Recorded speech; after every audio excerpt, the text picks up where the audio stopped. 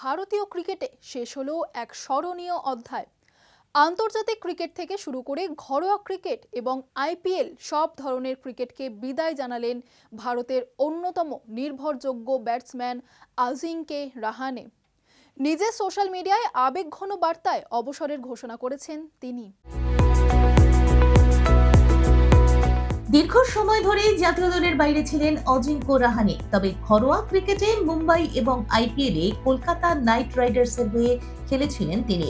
গত মরশুমে কেকেআর এর অধিনায়ক হিসেবেও দায়িত্ব সামলান। তবে বৃহস্পতিবার সোশ্যাল মিডিয়ায় একটি ভিডিও বার্তায় ক্রিকেটকে বিদায় জানান ভারতের এই অভিজ্ঞ ব্যাটার। রাহানে বলেন, প্রত্যেক শুরুর যেমন একটা শেষ থাকে, তেমনি জীবনের প্রতিটি অধ্যায়কেও সম্মান জানিয়ে এগিয়ে যেতে হয়। ব্যাট হাতে প্রতিটি মুহূর্ত আমি উপভোগ করেছি।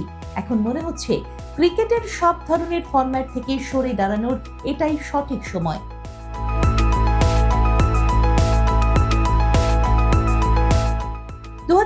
সালে ইংল্যান্ডের বিরুদ্ধে টি-20 ম্যাচ দিয়ে আন্তর্জাতিক ক্রিকেটে অভিষেক হয়েছিল রাহানের। এরপর 2013 সালে টেস্ট দলে জায়গা করে নেন তিনি। খুব অল্প সময়ের মধ্যেই ভারতের টেস্ট দলের অন্যতম ভরসার ব্যাটার হয়ে ওঠেন। ফলশ্রুতিতে দেশের মাটির চেয়ে বিদেশের মাঠেই যেন আরো বেশি উজ্জ্বল ছিলেন রাহানে।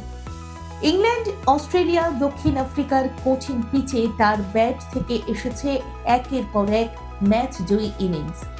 2014 সালের লর্ডস টেস্টে তার দুর্দান্ত শতরান আজও ভারতীয় ক্রিকেট ইতিহাসের অন্যতম সেরা বিদেশের ইনিংস হিসেবে মনে করা হয়।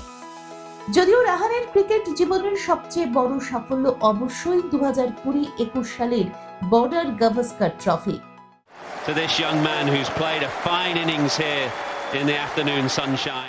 উল্লেখ্য, আন্তর্জাতিক ক্রিকেটে রাহানে খেলেছেন 85টি টেস্ট, 90টি একদিনের ম্যাচ এবং 20টি টি-20, যার দরুন টেস্ট ক্রিকেটে 5077 রান, রয়েছে 12টি শতরান, যার মধ্যে 8টি এসেছে বিদেশের মাটিতে, যা তাঁর বিদেশের সাফল্যের প্রমাণ। আইপিএলেও দীর্ঘ ক্যারিয়ারে 212টি ম্যাচ খেলেছেন তিনি। Mumbai Indians, Rajasthan Royals, Rising Pune Super Giants, Delhi Capitals, Chennai Super Kings এবং কলকাতা নাইট রাইডার মোট 6টি ফ্র্যাঞ্চাইজির হয়ে মাঠে নেমেছেন এই অভিজ্ঞ ক্রিকেটার। দেখুন এই সময়ের তথ্য ও চিত্র প্রতিদিন রাত 9টায় ও সকাল 8টায় শুধুমাত্র চ্যানেল 1-এ।